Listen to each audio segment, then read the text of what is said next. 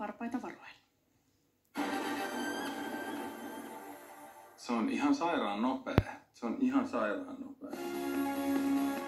Ne ekatreenit on ihan sellaista niinku pihalla kun lumiukko painaa silleen niinku kerro mitä me teen. Kyllä mä joka sekunti nautin siitä kun pääsee niinku haastamaan itseään tossa. Sä et ole vielä kertaakaan astunut mun varpaille. Onneksi. Mä oon myös tosi ylpeä mun tanssiopettajasta. Muutamaa kerran tuolla hiilikuituja on tullut suoraan sääreen. Joo, ei haittaa. Paljon kehitystä on tapahtunut. Tanssiasento on päinvastainen laskuasentoon verrattuna. Niin joo, totta.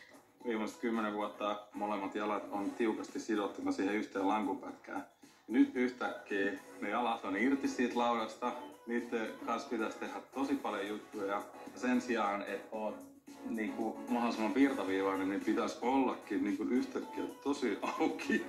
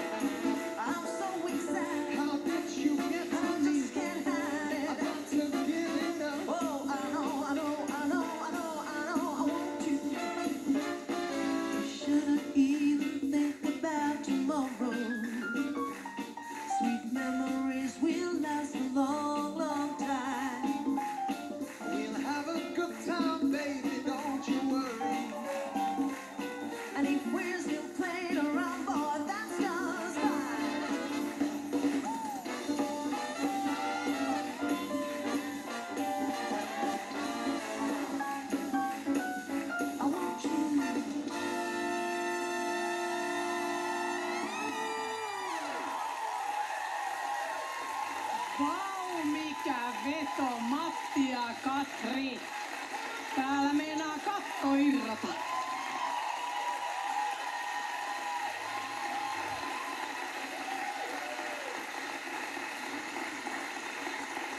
Siis tässä kun rupeaa muistelemaan omia aikoini tuolla parketilla, mä vedin kvikkarin tokassa lähetyksessä ja se meni niin hyvin, että oli pudotusuhan alla ja meinasin tippua ekana. Et se on tosi helppo laji vai mitä, Matti? Kyllä, se on todettu tässä elinviikon aikaa, tosi helppoa. Tosi helppoa, eikö niin? Tosi helppoa, Jorma? No en sanoisi näin, kyllä Quickstep on hyvin vaativa ja rytmisesti nopea ja tilassa vauhdilla etenevä tanssi.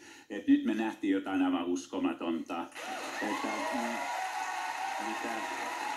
Että on pakko sanoa, että rouva Riihilahti on kuorinut todellisen tanssijan lumilautailevasta Matista tanssia joka tahti. Ja tässä tuli myöskin todistetuksi se, että tanssi kuuluu kaikille, tanssilla ei ole rajoja. Sitten Jukka jatkaa sieltä. Todella hieno kokonaisuus, joka luotti perustanssiin ja klassisiin elementteihin, mutta kuitenkin mielenkiintoisella kombinaatiolla ja erittäin puhdas hartialinja läpi koko tanssin. Se on harvinaista tässä vaiheessa kilpailua. Hämmästyttävät loikat, Charleston Woodpecker-osuudet ja potkut kuitenkin rauhallisesti ja turvallisesti rytmissä koko ajan tehtynä. Erittäin hienoa nähdä nuori mies frakissa. Ja sitten Helena. Katri on tehnyt todella vaativan kilpailullisen quickstep-koreografian, missä ei luotettu turhaan kikkailuun, vaan tanssiin. Ja tanssiasento oli hyvä. Mikä häkellytti mua eniten oli se, että ei ollut mitään ongelmaa vaihtaa hitaista ajoituksista nopeampaa ja taas päinvastoin, että siinä tuli niinku koko quickstepin ajoitusten kirjo ihan viimeisen päälle tarkkaan tanssittuna. Liike oli sulavaa, vauhdikasta, ihan superhyvä. Sanoisin, että ehkä kannattaa aika äkkiä mennä tonne Erkun luokse, koska lupaa aika hyvää tämä homma. Olkaa hyvä. Matti ja Katri todella räjäytivät pankki kausi. Jos tämä avaus teki sinun vaikutuksen, anna äänesi numerolla 9 ja äänestä voit netissä tai puhelimitse ja kaikki tavathan löytyy sieltä TTK-sovelluksesta. Erittäin kova suoritus, Matti ja Katri. Kerro meille, Matti, että mitä samaa on crossilautailussa ja quickstepissä? Jahas, no vauhtia vaarallisia tilanteita löytyy molemmista, että siinä on yhteys. Kyllä. Ensinnäkin onnittelut sulle tästä hienosta tanssista ja hienosta koreografiasta, Katri, mutta onnittelut myös tuoreelle rouva Riihilahdelle. Kyllä, Katri ja sun pari vuoden takainen TTK-oppilas Aki menitte naimisiin pari viikkoa sitten. Onnittelut siitä, mutta kuitenkin nyt keskitytään tähän asiaan, eikä pelkästään rakkausasioihin. Kuinka ylpeä sä olet sun oppilasta Matista? No hei, kaikki varmaan on samaa mieltä mun kanssa. Hyvä Matti! Mitä päästään lisäämään? Mun mielestä tää oli erittäin hyvä. Hyvä Matti, katsotaan kuinka hyvät on teidän pisteet. Tuomaristo on antanut pisteensä. Jukka Haapalainen, 8. Helena-Antti Halderi, 8. Jorma Uotinen, 7. 23 pistettä. Miltä se tuntuu? No aika sanattomasti se vetää.